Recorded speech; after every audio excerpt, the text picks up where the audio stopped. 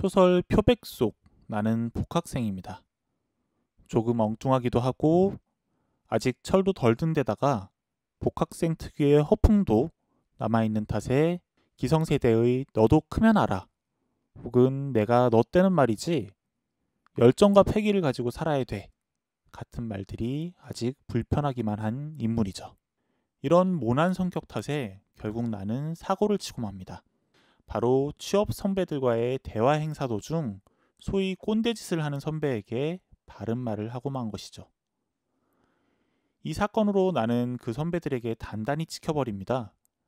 하지만 나의 이 모습을 보고 새로운 친구들이 접근하는데요.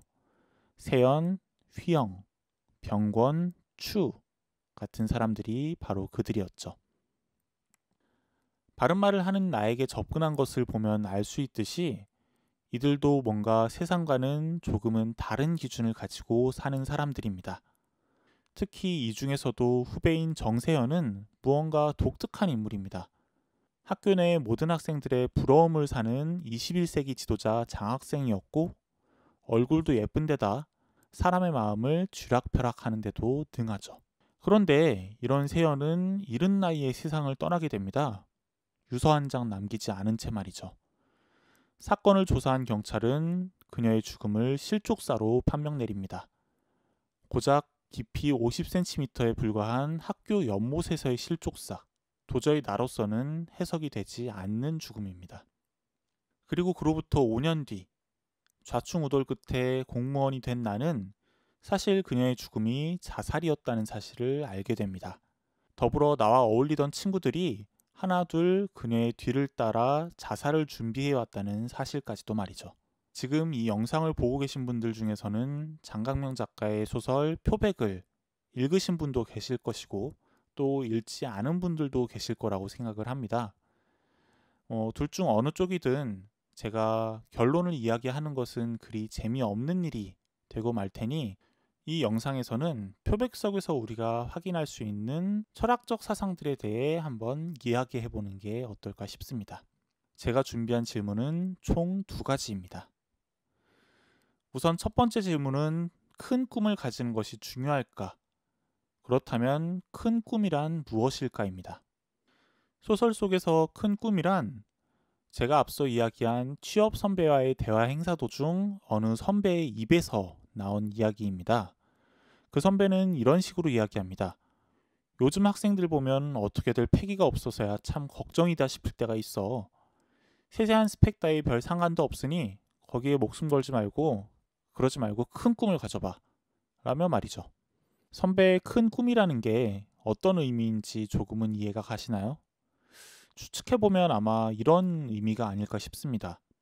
적당하고 짜잘한 스펙, 그러니까 중소기업 취업에나 도움이 될 만한 활동하지 말고 대기업에 당당하게 취업할 수 있을 만큼 그럴듯한 스펙을 쌓아라 라는 이야기죠. 요즘 우리의 모습을 생각해보면 이것도 일견 맞는 말 같습니다.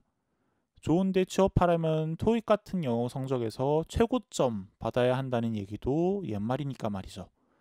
4점대 학점은 기본이고 공모전 수상 경력은 필수에다가 세상을 바꾸는 봉사활동 프로젝트를 기획하고 또 심지어 취업을 위한 스펙으로서의 창업에 경력직 같은 신입이 되기 위한 각종 경력도 쌓아야 하죠. 어떤가요? 이런 걸 생각해보면 이 선배의 큰 꿈, 꽤 괜찮은 꿈 같지 않나요? 선배의 말대로라면 꿈이란 건 결국 현실과의 타협 혹은 조금 더 번듯한 현실을 위한 노력 같은 게 아닌가 싶은데요. 그래도 이왕 살아가는 김에 조금 더 다른 꿈을 꾸고 싶을 때가 한 번쯤은 있지 않나 싶습니다. 바로 니체의 초인 같은 꿈 말이죠. 19세기의 철학자인 니체는 신이 죽은 세상, 즉 최고의 가치가 사라진 세상에서 초인이 되라고 조언합니다. 이 초인이라는 것은 위버맨시의 번역어인데요. 여기서 위버란 뛰어넘는 이라는 뜻을 가지고 있고 맨시는 인간을 뜻합니다. 다시 말해서 초인이란 뛰어넘는 인간 혹은 뛰어넘는 사람을 의미하는 것이죠. 물론 그렇다고 해서 초인이 어떤 초월적인 능력을 갖춘 사람을 뜻하는 것은 아닙니다. 인간에게 해로운 전통적인 가치를 거부하고 새로운 가치를 만들어내는 인간을 말하죠. 당연히 초인이라는 목표가 그리 쉽게 달성될 수 있는 것은 아닙니다. 왜 꿈이라는 것도 사실은 꿈이니까 우리가 꿈이라고 부르는 거 아니겠어요? 니체 역시 그걸 알고 사람이란 동물과 초인 사이에 걸린 하나의 밧줄이다 라는 이야기를 하기도 했죠. 자, 그러면 우리는 어떻게 해야 할까요? 지금 당장 퇴사하고 각자의 꿈을 찾아가야 할까요? 제가 지금 시대에 관한 니체의 생각을 물어볼 수도 없고 또 이 영상을 보고 계신 분들의 입장도 모두 다르겠지만 제가 생각하기에 니체는 아마도 아니요라는 대답을 하지 않았을까 싶습니다. 생각해보면 몇 년 전부터 대중매체를 통해 꿈에 관해 이런 말을 자주 했던 기억이 납니다. 직업은 결코 꿈이 아니다 라는 말이죠.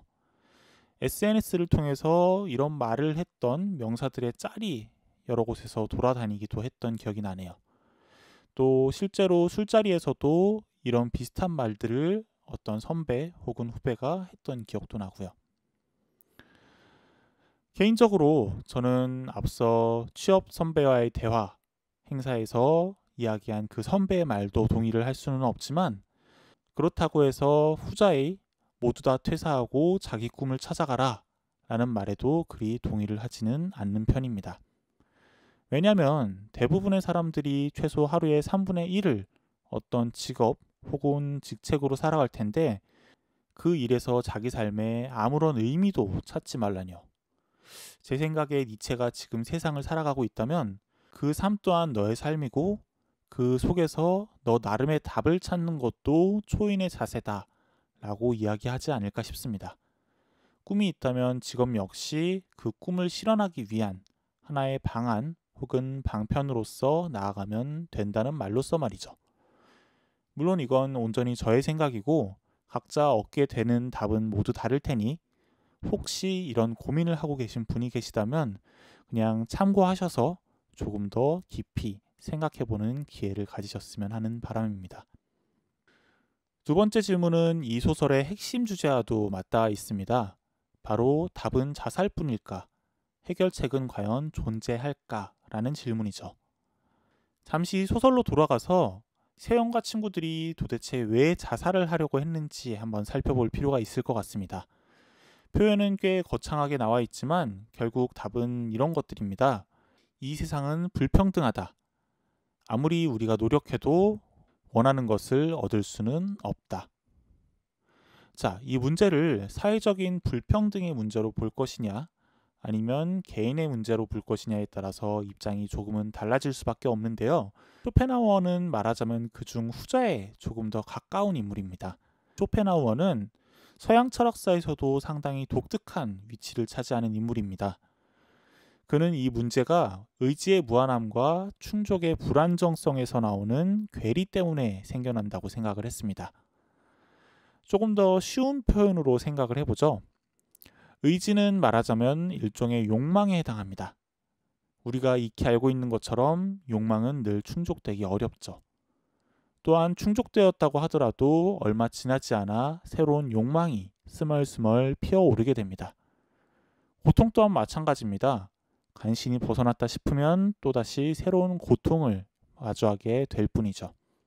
쾌락이나 행복은 고통이 없어졌을 때 잠시 찾아오는 것에 불과합니다. 그러므로 인생은 고통이며 이 세계는 최악입니다. 쇼펜하우어는 그렇다고 해서 우리가 이런 어려움을 벗어나는 하나의 선택지로서 자살을 선택하는 것은 잘못된 것이라고 이야기를 합니다. 왜냐하면 이는 의지 자체를 없애지는 못하기 때문인데요. 이러한 관점은 환생 또는 윤회를 믿은 그의 독특한 세계관에 입각합니다. 그렇다면 만약 윤회라는 것이 없다면 자살은 옳은 선택지일까요? 글쎄요. 잘은 모르겠지만 이 책을 쓴 장강명 작가는 자기 나름의 답을 이 책의 마지막 페이지를 통해서 전달하고 있지 않나 싶습니다. 바로 세영과 그의 친구들이 자신들이 자살을 하는 의미를 전달하기 위해 사용한 홈페이지와 와일드 리브의 공지사항을 통해서 말이죠. 제가 그 공지사항을 읽어드려도 좋겠지만 가능하면 책의 전권과 마지막 부분을 읽어보셨으면 하는 바람이 있어서 그 내용은 생략을 하도록 하겠습니다. 제가 오늘 준비한 이야기는 여기까지입니다. 비단 표백뿐만 아니라 우리가 평소 읽어온 책 속에는 이런 철학적인 개념 혹은 사고를 확인할 수 있는 지점들이 곳곳에 숨어 있는 경우가 많습니다.